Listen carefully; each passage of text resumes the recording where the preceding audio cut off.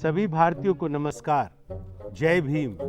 मैं राजेश लिलोटिया आगामी लोकसभा 2024 चुनावों के बारे में चर्चा करने के लिए आपके समक्ष हूँ। इन चुनावों के माध्यम से हम अपने लिए एक बेहतर सरकार के साथ साथ बेहतर भविष्य चुन सकते हैं।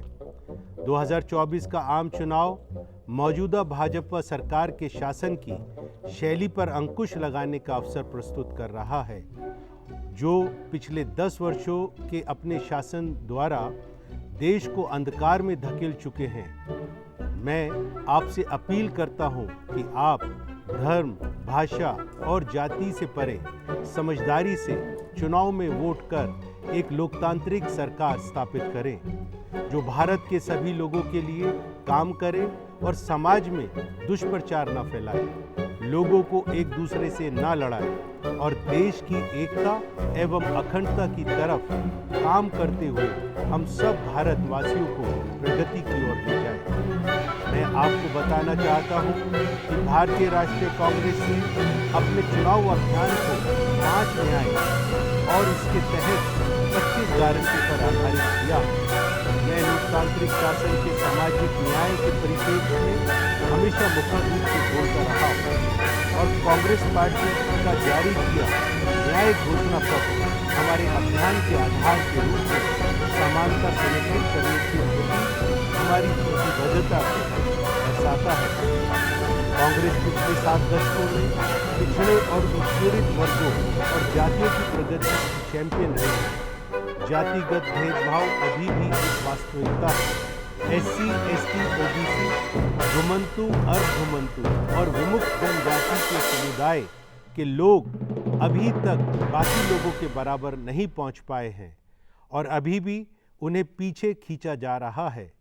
SC, ST, OBC की आबादी मिलाकर भारत का लगभग 77% हिस्सा है, मगर उच्च रैंकिंग वाले नौकरियों एवं सेवाओं में उनका प्रतिनिधित्व उनकी जनसंख्या के अनुपात में कम है।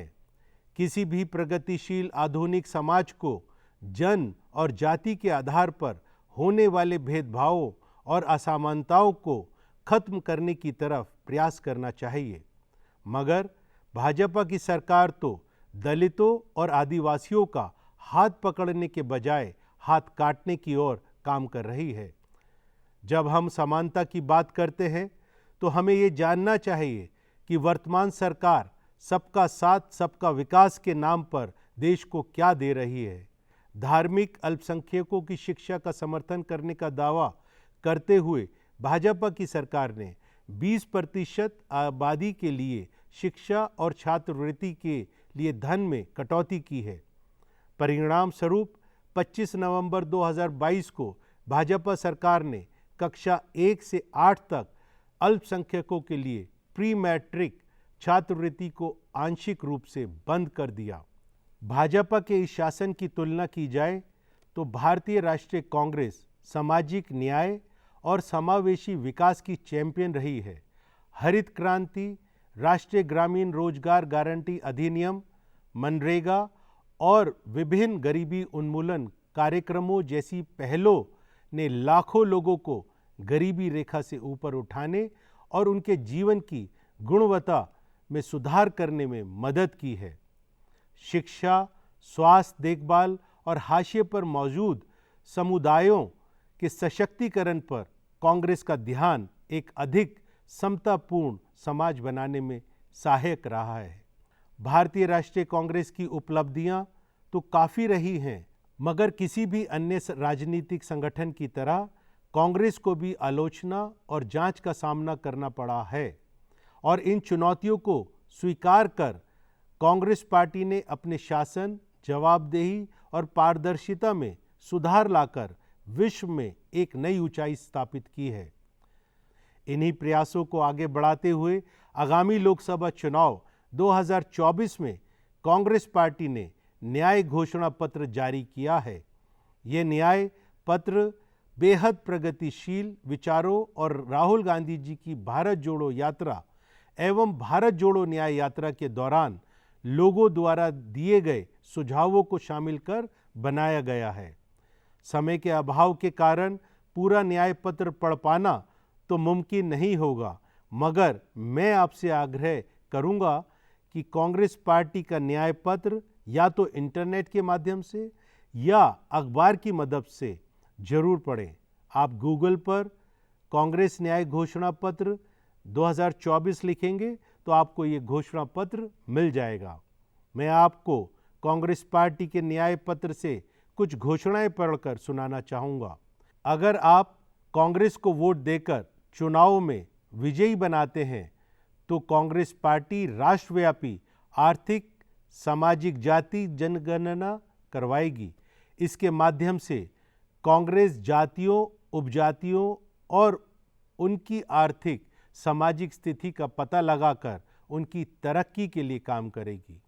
कांग्रेस पार्टी अनुसूचित जाति, अनुसूचित जनजाति और पिछड़ा वर्ग पर रिजर्वेशन के 50% की रोक को हटाएगी।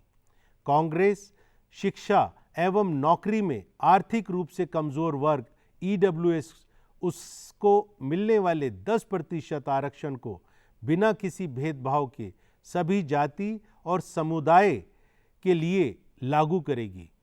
कांग्रेस अनुसूचित जाति, अनुसूचित जनजाति और पिछड़ा वर्ग के लिए आरक्षित सभी पदों को 1 साल के भीतर भरेगी।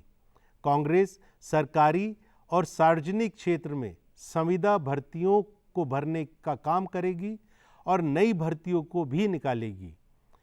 कांग्रेस घर बनाने के लिए और व्यवसाय शुरू करने के लिए अनुसूचित जाति, अनुसूचित जनजाति समुदायों के लिए मिलने वाले लोन की सीमा को बढ़ाएगी।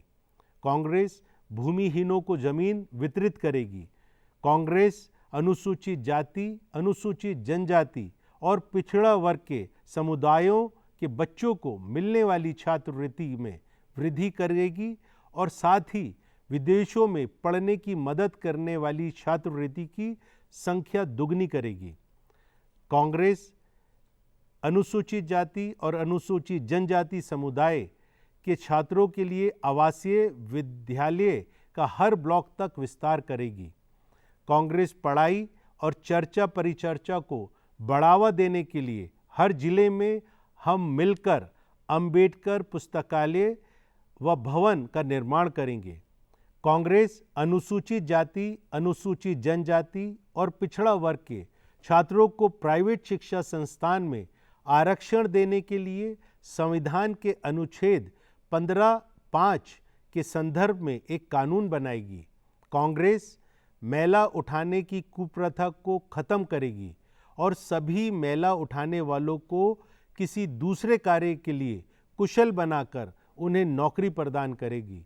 मैला उठाने वाले कर्मियों के नियोजन और पुनर्वास अधिनियम 2013 को सख्ती से लागू किया जाएगा। कांग्रेस अनुसूचित जाति और अनुसूचित जनजाति अत्याचार निवारण अधिनियम 1989 को सख्ती से लागू करेगी। प्रदेश की राजधानी में एक हेल्पलाइन स्थापित कर ऐसे अत्याचारों के पीड़ितों और उनके परिवारजनों को कानूनी सहायता उपलब्ध की जाएगी। कांग्रेस वन अधिकार अधिनियम 2006 की भावी क्रियान्वयन के लिए काम करेगी। कांग्रेस 1 वर्ष के भीतर सभी लंबित वन अधिकार दावों का निवारण सुनिश्चित करेगी और 6 महीने के भीतर समीक्षा के लिए प्रक्रिया बनाएगी। कांग्रेस भारत के सभी निजी और सार्वजनिक शैक्षणिक संस्थानों में दलित और आदिवासी छात्रों के खिलाफ भेदभाव और अत्याचार को रोकने के लिए रोहित वेमुला कानून बनाएगी। हम आपसे हाथ चिन्ह और कांग्रेस के उम्मीदवारों के लिए वोट करने की अपील करते हैं। कांग्रेस पार्टी की तरफ से ये अपील करता हूं कि आप कांग्रेस और इंडिया गठबंधन के सभी उम्मीदवारों के लिए वोट अवश्य करें। आज संविधान खतरे में है और आप हम सब मिलकर आइए संविधान की रक्षा करें। कांग्रेस प्रजातंत्र, संविधान और संवैधानिक संस्थानों को बचाने के लिए लड़ रही है और हमेशा लड़ती रहेगी। नमस्कार। जय भीम, जय भारत, जय संविधान, जय कांग्रेस। सभी देशवासियों को मेरी हार्दिक शुभकामनाएं। मैं शिवराज सिंह चौहान, भारतीय जनता पार्टी का कार्यकर्ता, दूरदर्शन के माध्यम से देश के मतदाताओं को हमारी पार्टी के दृष्टिकोण के साथ साथ हमारी सरकार के पिछले 10 वर्षों में हासिल की गई सफलताओं से अवगत कराने के लिए उपस्थित हुआ हूं। 2024 के लोकसभा चुनाव चल रहे हैं और लोगों को चुनना होगा कि अगले 5 वर्षों तक कौन इस देश का नेतृत्व करेगा। एक तरफ वह दल है जो प्रगतिशील और कुशल कार्य करते हुए देश को बहुआयामी विकास की ओर आगे बढ़ा रहा है। दूसरी तरफ विभाजनकारी दलों का गठबंधन है जो देश को अंधकार में धकेलना चाहता है। भाइयों बहनों, माननीय प्रधानमंत्री श्री नरेंद्र मोदी जी ने 2014 में मेक इन इंडिया कार्यक्रम की शुरुआत की थी। इस पहल ने देश और विदेश दोनों से देश के लिए भारी निवेश आकर्षित किया है।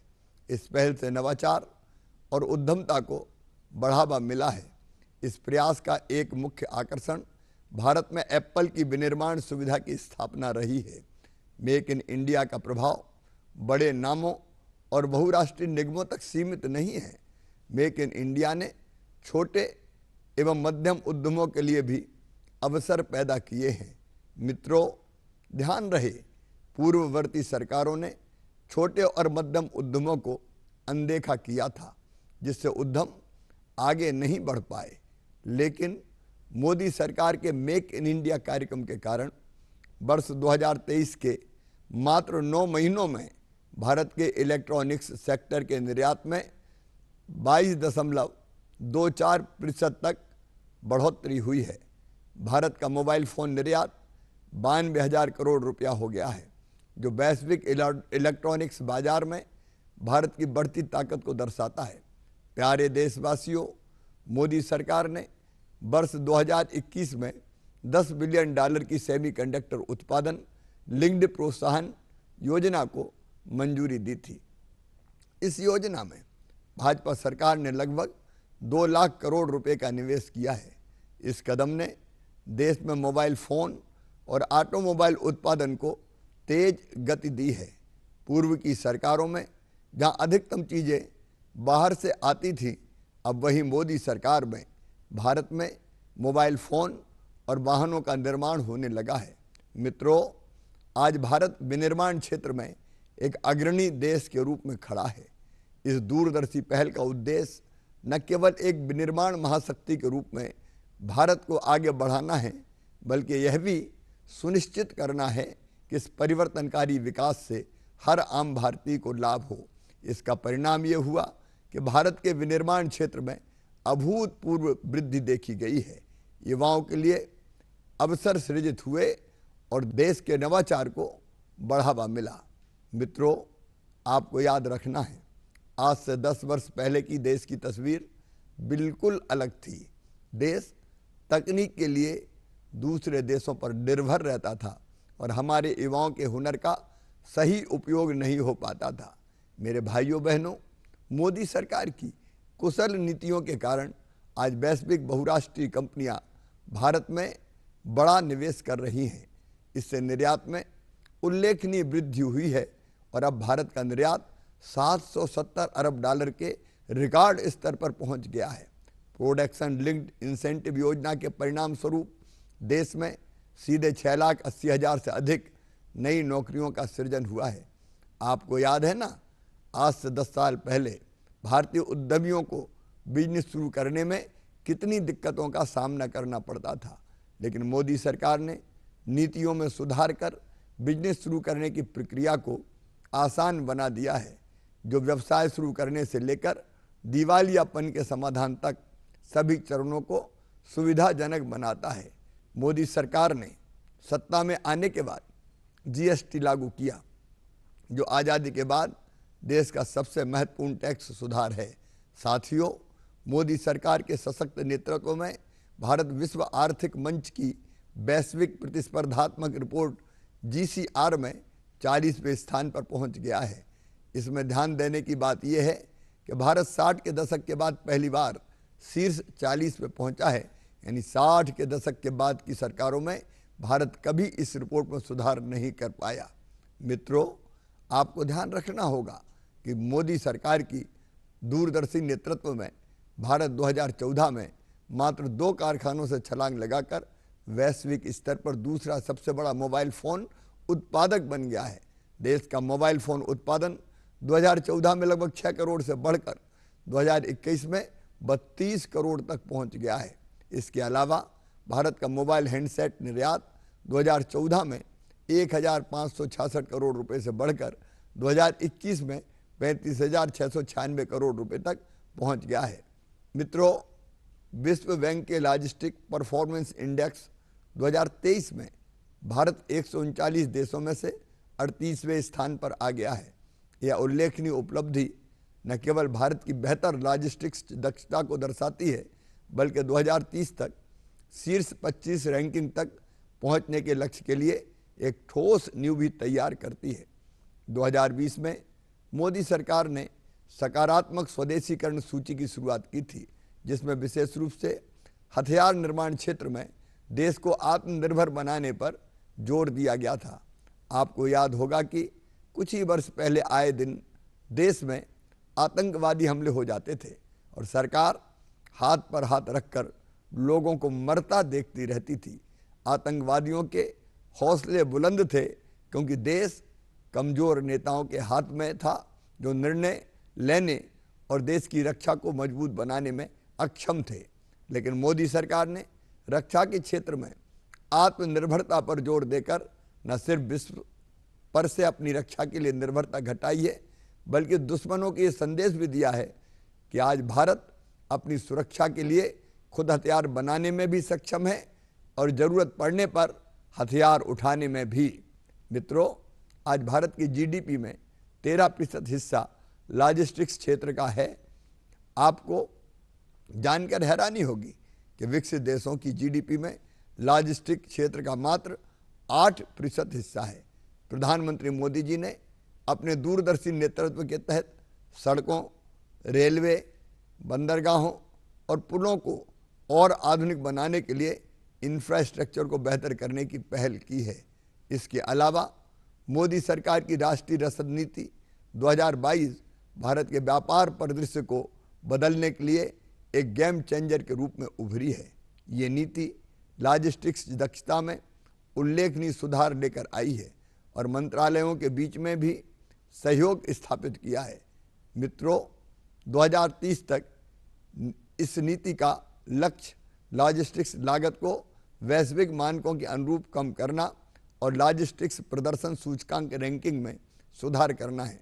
भाइयों बहनों, इसके अलावा मोदी सरकार ने प्रौद्योगिकी विकास कोष TDF और रक्षा उत्कृष्टता के लिए नवाचार IDEX परियोजनाओं का शुभारंभ किया, जिससे स्वदेशी नवाचार और रक्षा अनुसंधान संस्थानों MSME और स्टार्टअप्स के बीच सहयोग को बढ़ावा मिला। इन पहलों से DRDO प्रणालियों और प्रौद्योगिकियों के घरेलू विकास को समर्थन मिला है। मित्रों, कभी पूर्ववर्ती सरकारों में अपने रक्षा के लिए दूसरे देशों पर निर्भर रहने वाला भारत आज अत्याधुनिक रक्षा प्रौद्योगिकियों के लिए एक वैश्विक केंद्र के रूप में स्थापित हो गया है। मित्रों, सरकार ने स्वदेशी डिजाइन और विनिर्माण को बढ़ावा देने के लिए धन का महत्वपूर्ण आवंटन किया है। वर्ष 2023 में 1.5 लाख करोड़ से अधिक की पूंजी परिव्यय में से रिकॉर्ड 75% यानी लगभग 1 लाख करोड़ रुपया घरेलू उद्योग के लिए अलग रखी गई थी। यह पहल भारत की आत्मनिर्भरता को मजबूत करने और स्थानीय व्यवसायों को समर्थन देने की मजबूत प्रतिबद्धता को दर्शाती है। इसके अलावा स्टार्टअप से खरीद के लिए 1500 करोड़ रुपये आवंटित करने का मोदी सरकार के निर्देशों ने नवाचार और उद्यमशीलता को प्रोत्साहित किया है। भाइयों बहनों, उत्तर प्रदेश और तमिलनाडु में 2 रक्षा प्रौद्योगिक गलियारों का निर्माण रक्षा और एयरोस्पेस क्षेत्रों में स्वदेशी उत्पादन को बढ़ावा देने के लिए सरकार के अटूट समर्पण को दर्शाता है। साथियों, मोदी सरकार की दूरदर्शी रणनीतियों ने देश में आत्मनिर्भरता को बढ़ावा दिया है और आज पूरे विश्व में भारत की साख को मजबूत करने में एक अहम भूमिका निभाई है। प्यारे देशवासियों, आपके समर्थन और प्रधानमंत्री नरेंद्र मोदी जी के नेतृत्व में हम भारत को दुनिया की अग्रणी तकनीकी महाशक्ति बनाने की राह पर हैं। इसलिए आपसे करबद्ध निवेदन है कि आगामी चुनाव में आप भाजपा के पक्ष में मतदान करें, ताकि भारत में चल रही ये आत्मनिर्भरता की बयार निरंतर बहती रहे। 400 सीटों में एक योगदान आपका भी। भारत माता की जय। नमस्कार आदरणीय बुजुर्गों, युवा साथियों, महिलाओं और इस कुशासन के खिलाफ लड़ रहे समस्त सहयोगियों को मेरा सादर प्रणाम। जैसे कि आप सभी को मालूम होगा कि आने वाले दिनों में दुनिया का सबसे बड़ा लोकतांत्रिक अभ्यास भारत में होने जा रहा है। इसके चलते आज हमारे सामने एक बार फिर ये अवसर आया है कि हम अपने देश की दिशा और दशा को तय करेंगे। इस प्रक्रिया में अगर किसी की सबसे अहम भूमिका है तो वो है आपकी जनता की। आपके मत से सरकारें बनती हैं और कईयों के अहंकार टूटते भी हैं। मैं आपके मत का सम्मान पूरे दिल से करता हूं, क्योंकि मेरा ये मानना है कि इस देश की मालिक जनता है और हम केवल आपके महत्वाकांक्षाओं को पूरा करने के सूत्र हैं। आप ही हैं जो इस देश को नेहरू और गांधी के सपने का भारत बना सकते हैं। आप ही हैं जो इस देश को अंबेडकर का भारत बना सकते हैं। पिछले 10 वर्षों में आपने इस अभिमानी शासन को झेला है। ये दुख हमने अपनी 2 यात्राओं, भारत जोड़ो यात्रा और भारत जोड़ो न्याय यात्रा के दौरान महसूस किया है। इन यात्राओं के माध्यम से हमने गरीबों, पिछड़ों, दलितों एवं शोषित और वंचित वर्गों तक जाने की कोशिश की है और उनकी परेशानियों को गहराई से समझने का प्रयास भी किया है। आपसे मिलकर, आपके दिल की आवाज़ सुनकर ही हमने अपने न्याय पत्र का निर्माण किया है। यह हमारा 10 सालों के खुश शासन को पलटने का प्रयास है, आपके आंसुओं को पोंछने का एक प्रयास है। मोदी जी ने हमारे देश के युवाओं को सबसे गहरी चोट पहुंचाई है। इन संदर्भ में आपके सामने चिंताजनक आंकड़े प्रस्तुत करने जा रहा हूं। ILO, अंतर्राष्ट्रीय श्रम संगठन की रिपोर्ट के अनुसार भारत में बेरोजगारों लोगों में सबसे अधिक संख्या युवाओं की है, कुल 83%। साथ ही अब तक के 21 IIM में से केवल 20% ही अपने समर प्लेसमेंट पूरी कर पाए हैं। इस स्थिति में यदि IIT और IIMs में ये हालत है तो कोई भी सोच सकता है कि भाजपा ने हमारे देश के युवाओं के भविष्य को अंधकार में डाल दिया है। इसके अलावा 2012 में 42% युवा आर्थिक गतिविधि में शामिल थे, जो 2022 में कम करके 37% हो गया है। मोदी जी ने अभी तक 2 करोड़ सालाना नौकरी देने के वादा का हिसाब नहीं दिया है। 30 लाख सरकारी पद जो खाली है उन्हें भरने का कोई प्रयास नहीं किया गया है।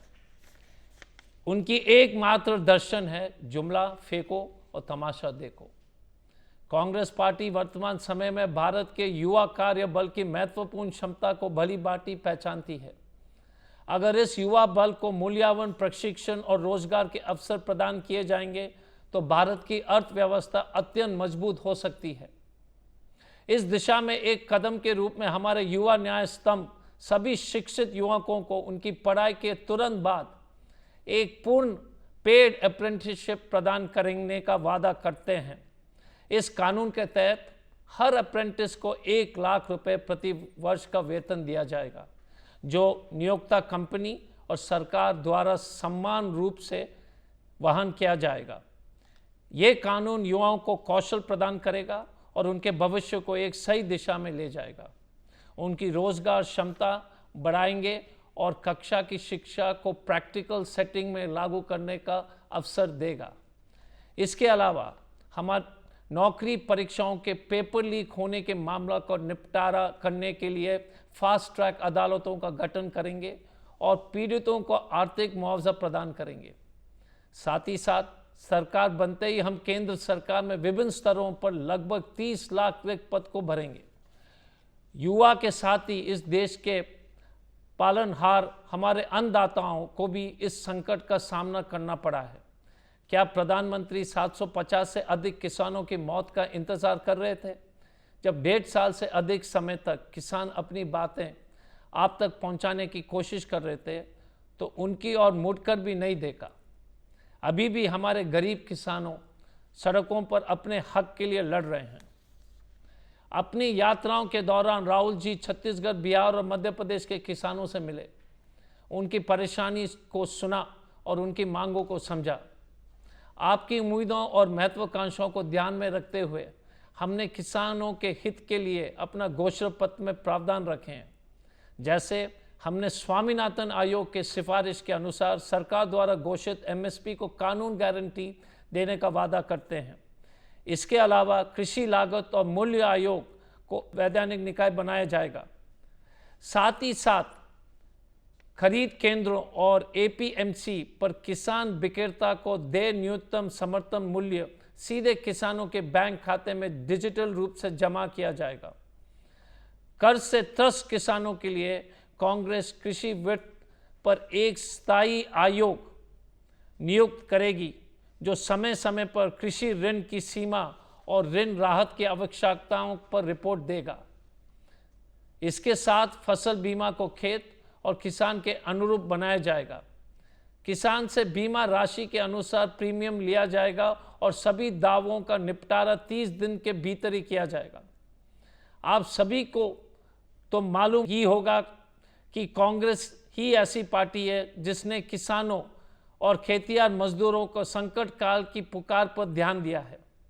कांग्रेस उनके दर्द को कम करने और कृषि को एक आकर्षक आजीविका बनाने के लिए हर संभव प्रयास करने के लिए प्रतिबद्ध है। मुझे ये बताते हुए अत्यंत गर्व महसूस होता है कि कांग्रेस की राजनीतिक दूरदर्शिता और सामाजिक न्याय पर आधारित दृष्टिकोण ने देश की कई महत्वपूर्ण मील के पत्थर तक पहुंचाया है।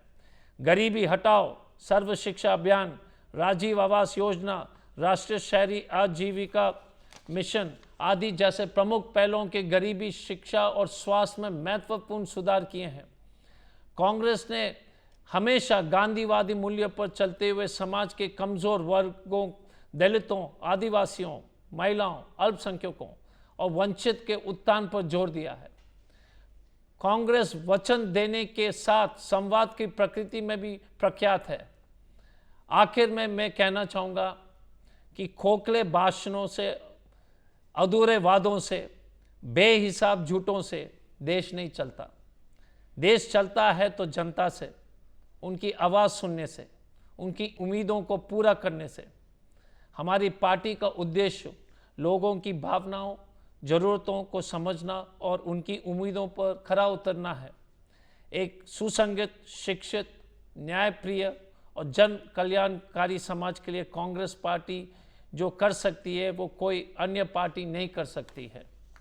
इसलिए मैं भी आपसे सभी एक अपील है कि न्याय और लोकतंत्र की इस लड़ाई में हमारे साथी बने और इस लोकसभा चुनाव में कांग्रेस पार्टी और इंडिया गठबंधन के उम्मीदवारों के लिए बढ़ चढ़ करके वोट करें। मैं आपके विश्वास और सहयोग की अपेक्षा करते हुए अपने भाषण समाप्त करता हूं। जय Hind. Heartiest greetings to all my fellow countrymen.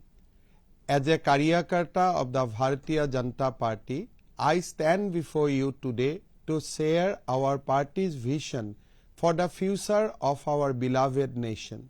I also want to highlight the successes we have achieved over the past 10 years of our government.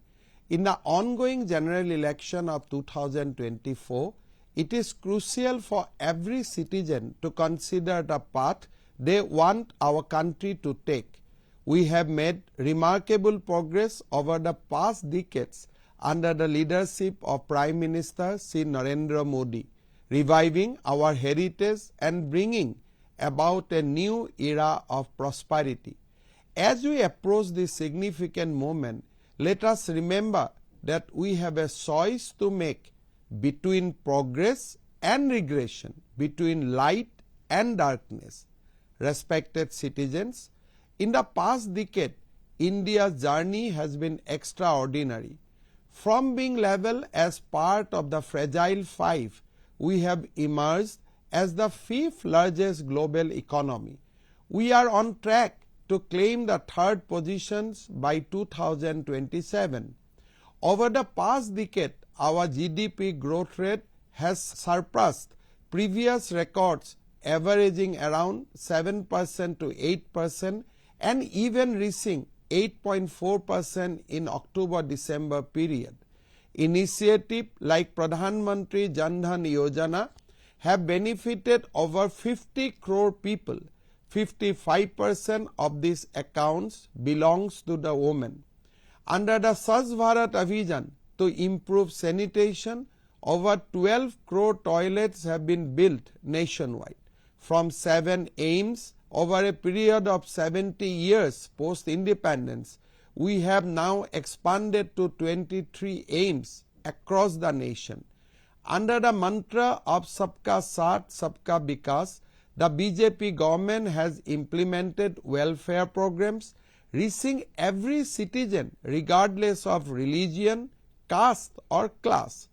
Our welfare activities span from social reforms to digital transformation, ensuring nationwide impact and welfare. Respected citizen, the northeast region of India is home to natural wonders, but previous governments neglected its potential, resulting in poverty. Under the Modi government, Northeast India is undergoing an incredible transformation, becoming an economic powerhouse. We are now proud contributors to our nation's growth. Prime Minister Sri Modi has visited the Northeast nearly 70 times in the last decade, more than the all previous Prime Ministers combined. Since 2015, Union Ministers have visited region over 700 times. Recently, Honorable Prime Minister Sri Modi has inaugurated and dedicated development projects worth over rupees 55,000 crores.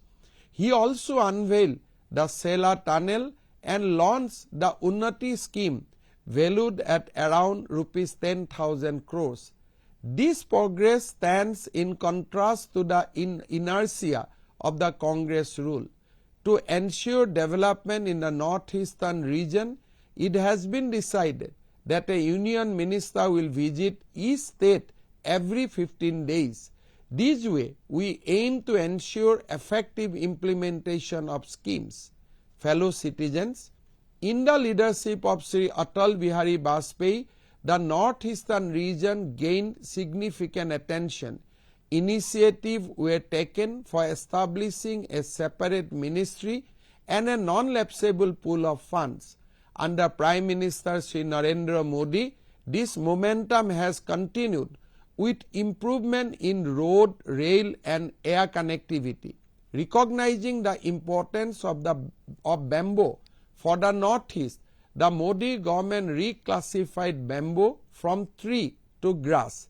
This move eliminated restriction on bamboo production, transport and sale.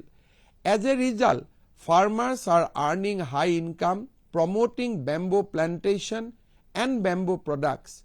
In the past decades, under the leadership of Prime Minister Sri Modi, the region has seen a remarkable progress in sports infrastructure. The first National Sports University has been allocated to Manipur. Out of 1,000 Khelo India Center nationwide, Northeast has been allocated 227 centers. 75 sports infrastructure projects worth rupees 520.60 crore have been approved. 3 National Center of Excellence, 12 SAI training centers and 22 Khelo India recognized sports academies are already operational in the Northeast. Northeast has showcased the incredible talent and determination present in the region. Respected citizen, Drug trafficking is a significant challenge in the Northeast. Under the leadership of Prime Minister Shri Narendra Modi, we are committed to realizing a drug-free India to safeguard the nation's economy and security. Operation against drugs in the region, approximately 40,000 kilograms of narcotic drugs were destroyed.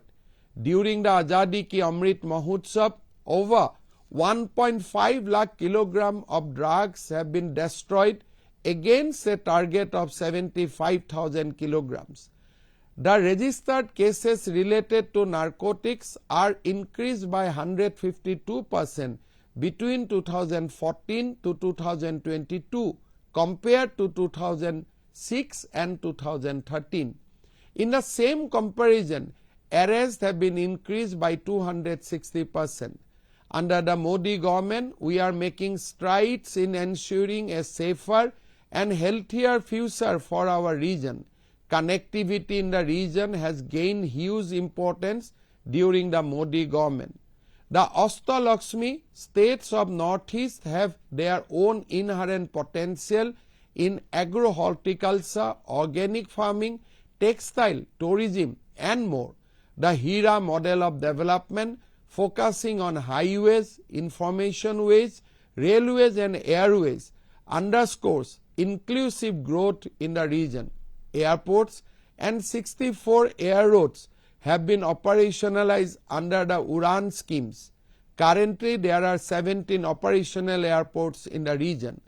Northeast India's first semi-high-speed train, Vande Bharat Express, has been launched, connecting Guwahati and New Jalpaiguri.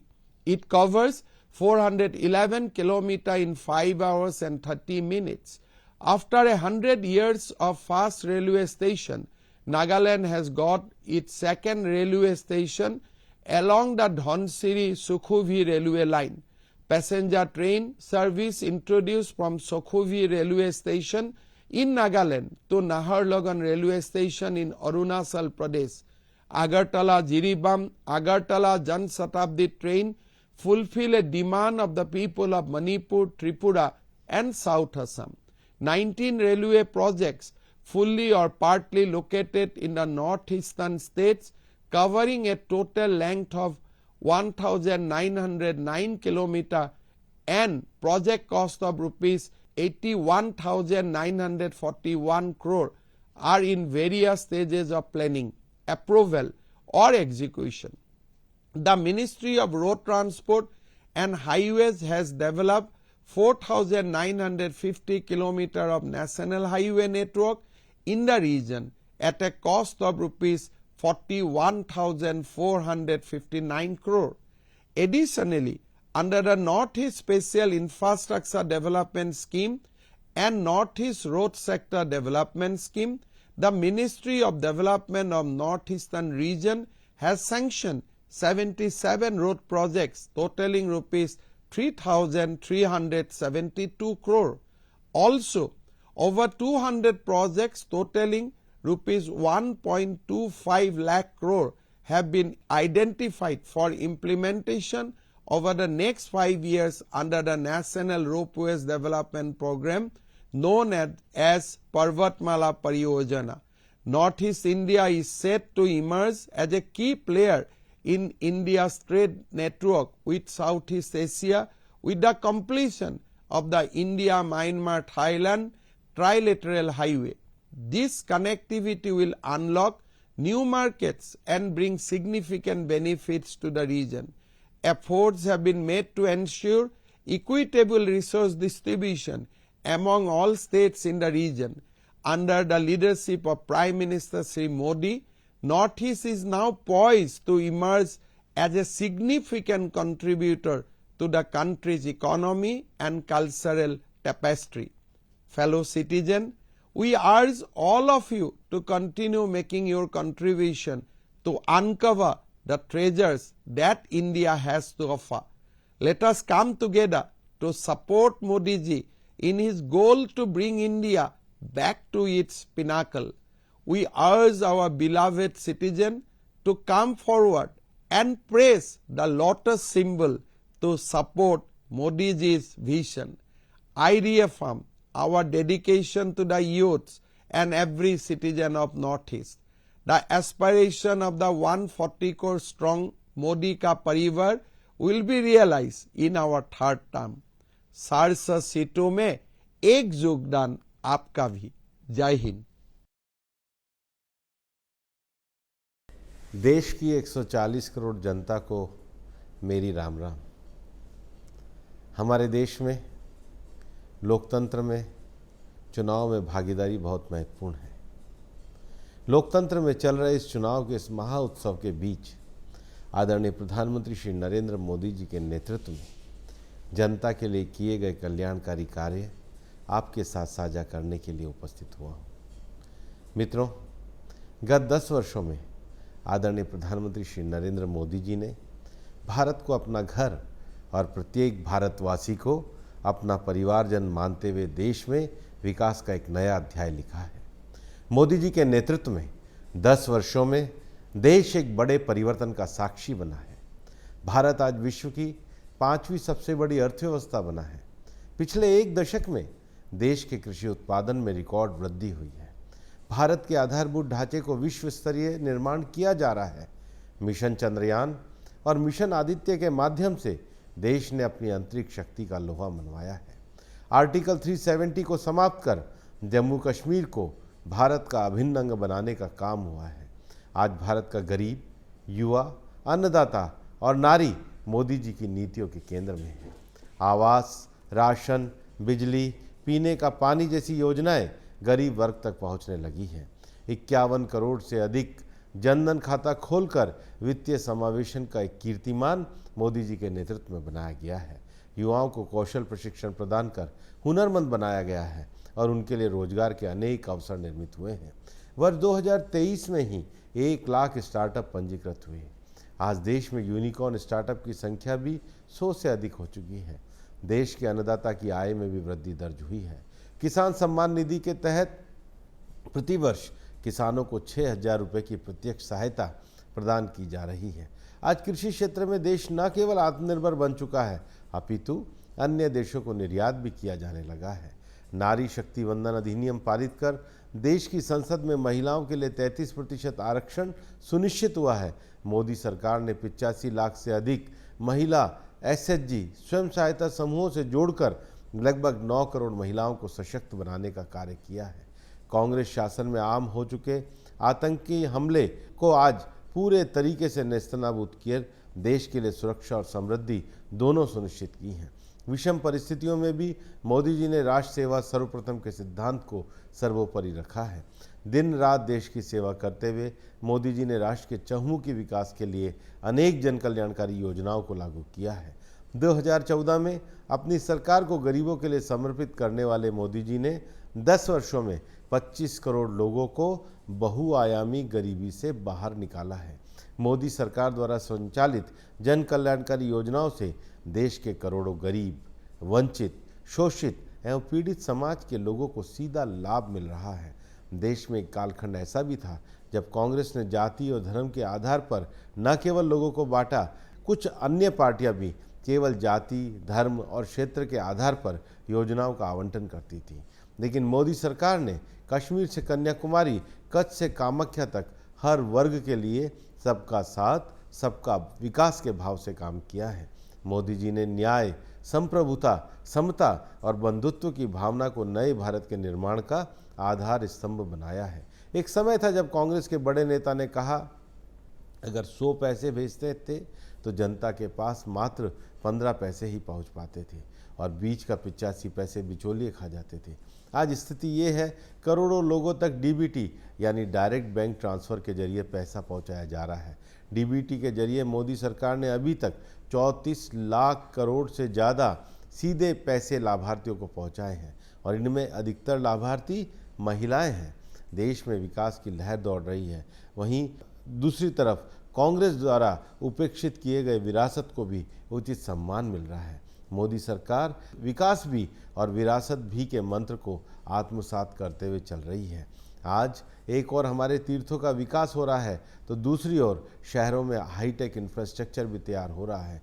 देश के करोड़ों लोगों की आस्था के केंद्र बिंदु अयोध्या में प्रभु श्री राम के मंदिर का निर्माण न्याय सम्मत ढंग से सर्वसम्मति और सद्भावना के साथ पूरा हुआ है।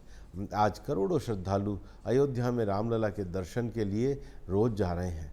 कांग्रेस के कालखंड में भ्रष्टाचार इतना व्यापक था कि आम जन के मन में धारणा थी कि सरकार की योजना का लाभ उसे नहीं मिलेगा।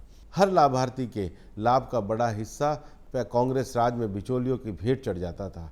इस जटिल समस्या के समाधान के लिए मोदी जी ने जैम की ट्रिनिटी को लागू किया, जिसमें जे का अर्थ है प्रधानमंत्री जन धन योजना, ए का अर्थ है आधार कार्ड की व्यापक पहुंच और एम का अर्थ है मोबाइल बैंकिंग। मित्रों, 2014 से पहले देश की 55 करोड़ से अधिक आबादी बैंकिंग सिस्टम से भी नहीं जुड़ी थी। मोदी जी के प्रधानमंत्री बनने के बाद जनधन योजना के तहत देश में लगभग 55 करोड़ से अधिक नए बैंक खाते खोले गए हैं। मोदी सरकार ने देश की आशाओं को पूरा करते हुए उसे भरोसे में बदला है। आज देशवासियों को अपने लोकतंत्र और व्यवस्था से आशा भी है और अटूट भरोसा भी है। मित्रों, मोदी सरकार की उपलब्धियां दर्शाती हैं कि पिछले 10 वर्षों में देश की तस्वीर बदली है। विकास के पथ पर भारत तेज गति से आगे बढ़ रहा है। हम सबके चहेते और आदरणीय मोदी जी बिना रुके, बिना थके भारत को विकसित राष्ट्र बनाने की दिशा में कार्य कर रहे हैं। उनके नेतृत्व में देश विश्व की तीसरी सबसे बड़ी अर्थव्यवस्था बनने की ओर अग्रसर है। मित्रों, मोदी जी की गारंटी है कि आगामी 5 वर्षों में मुफ्त राशन, गैस कनेक्शन, पीएम सूर्य घर से जीरो बिल का सपना भाजपा की आने वाली सरकार साकार करेगी। मोदी जी 1 करोड़ लखपति दीदी का लक्ष्य पूरा कर चुके हैं और अब 3 करोड़ महिलाओं को लखपति दीदी बनाने का लक्ष्य पूरा करने जा रहे हैं। मोदी सरकार ने पेपर लीक पर भी कड़ा कानून बनाया है और अब इसे पूरी तरीके से लागू करने के लिए हम पूरी तरीके से संकल्पित हैं। बेहतर इंफ्रास्ट्रक्चर, निवेश, स्टार्टअप, टूरिज्म और स्पोर्ट्स के माध्यम से युवाओं को रोजगार के लाखों अवसर देना मोदी की गारंटी है। मुद्रा योजना, स्वनिधि, डिजिटल क्रेडिट से भी स्वरोजगार के अवसर प्रदान करने के लिए मोदी सरकार संकल्पबद्ध है। मोदी जी ने 70 साल से ऊपर के सभी बुजुर्गों के लिए 5 लाख रुपए के मुफ्त इलाज की भी गारंटी दी है। उन्होंने वर्ल्ड क्लास रेलवे स्टेशन के साथ साथ नई पटरियों, नई वंदे भारत, अमृत भारत, नमो भारत ट्रेन के साथ ही आने वाले वर्षों में वेटिंग लिस्ट की समस्या के समाधान की भी गारंटी दी है। नए airport, highway, metro, water metro, उत्तर, दक्षिण, पूरब में 3 और bullet train corridor feasibility study का भी वादा मोदी जी ने किया है। मोदी जी तीसरी बार प्रधानमंत्री बनकर साल 2025 जनजातीय गौरव वर्ष के रूप में घोषित करेंगे। 2036 में ओलंपिक्स की मेजबानी भी भारत की मोदी जी की गारंटी है। आत्मगौरव, नई ऊर्जा और असंख्य आशाओं आकांक्षाओं से भरी यह विकास यात्रा अनवरत चलती रहे, इसकी जिम्मेदारी आपकी, हमारी, हम सब की है। यह यात्रा निरंतर जारी रहे, इसके लिए हमें मोदी जी को मजबूत करना है। मोदी जी के परिवारजनों को कमल के फूल का बटन दबाकर भाजपा को 370 और एनडीए को 400 से अधिक सीटों पर विजयी बनाना है और आदरणीय प्रधानमंत्री श्री नरेंद्र मोदी जी को तीसरी बार प्रधानमंत्री बनाकर भारत को विकसित राष्ट्र बनाना है। देश में हो विकास अपार, इसलिए फिर एक बार मोदी सरकार। धन्यवाद। सबसे जरूरी काम मतदान। देश को सपोर्ट करते हैं, इसीलिए वोट करते हैं। बड़ी जोर शोर से तैयारियां चल रही हैं आपके स्वागत के लिए। इलेक्शन का दिन मतलब छुट्टी नहीं, ड्यूटी का दिन। सोशल मीडिया, मौज मस्ती सब बाद में, पहले ड्यूटी वोटिंग की। वोटर लिस्ट में नाम चेक कीजिए, वोटर सर्विस पोर्टल पे लॉगिन कीजिए। कौन सी डेट, कौन सा बूथ, सब चेक करेंगे, वोट करेंगे। तो जाइए अपनी ड्यूटी निभाइए। ये सिर्फ निशान नहीं, शान है। लोकतंत्र में हमारा भी योगदान है। मेरा वोट मेरी ड्यूटी। मेरा वोट मेरी ड्यूटी।